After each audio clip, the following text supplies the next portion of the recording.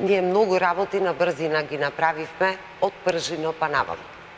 Самиот пржински процес одеше со молскавична брзина, за едни такви сериозни зафати, со тој опсег што го има и тежина во пржино, сметам дека не се обрна внимание доволно на многу значајни работи.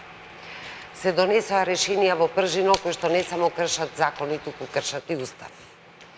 Сега тоа ни се враќа како бумеранг. Реков со избрзани решенија, еве дојдовме до овде.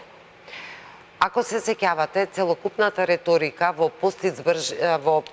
пржинскиот практично процес, кој што се рефлектираше и кај нас во собранието, сите оперираа со една фраза: изборите ќе разрешат се.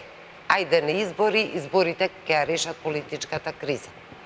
Еве, тука е колешката Лиљана Поповска, јас секогаш конзистентно на говорница велев дека таквите очекувања се лажни очекувања. Јас не очекував дека изборите ќе решат политичката криза, бидејќи самото потекло на кризата немаше свој адекватен одговор во одговорите кои што ги даваше пржина.